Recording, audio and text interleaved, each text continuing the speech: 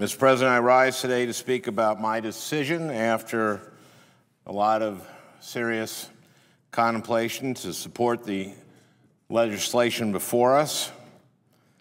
I believe that Minnesotans deserve a better deal than this one, but unfortunately this is the one we have. For Minnesota's middle class, there's a lot in this bill that will not only be helpful, but is absolutely critical. It stops their taxes from going up on January 1st. It provides a payroll tax holiday that gives families making $50,000 a year a $1,000 tax break. And for Minnesotans who are truly suffering right now, men, women, and children on the edge of economic disaster, it reinstates emergency federal unemployment benefits that expired at the end of last month. Not restoring these benefits would be devastating to Minnesota families and to our economy, leading to a lot more pain for working families, a lot more homeless kids spending Christmas in a shelter or a car. I came here to make people's lives better, and so I must vote to pass this legislation, but this was perhaps the hardest vote I've ever taken so far as a senator, and I'd like to tell you why. We've spent the better part of a year talking about the ballooning deficit. Republicans and Democrats agree. In every decision we make, every penny we spend, we need to keep in mind that it will be added to our national debt. At the same time, we need to be mindful of our fragile economic recovery. Are we spending in the most efficient, responsible way possible to get people back to work and get our economy back on track? I was hoping to see a tax package that would reflect these priorities. Mindful of the debt, helpful to our economic recovery, fair to the American people. But instead,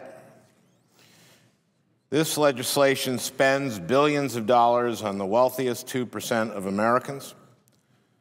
These are Americans who have prospered in recent years. According to the Economic Policy Institute, during the past 20 years, 56% of all income growth has gone to the top 1% of households.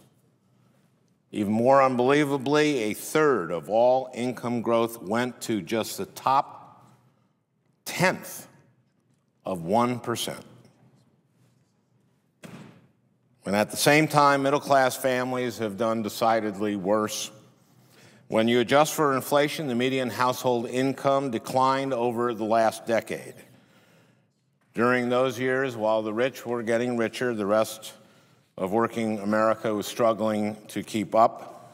We've been growing apart in our nation.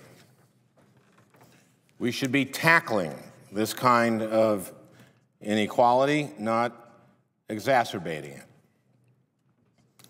And that's what I find so frustrating about this legislation. It keeps our country on the same path of widening inequality. We're securing tax cuts for millionaires and billionaires twice as long as we're maintaining federal unemployment benefits. This bill's estate tax provisions provide a windfall for the richest fraction of 1% of Americans. And in these tough economic times, and with these current deficits, we should be spending money only on those policies that will create the most jobs.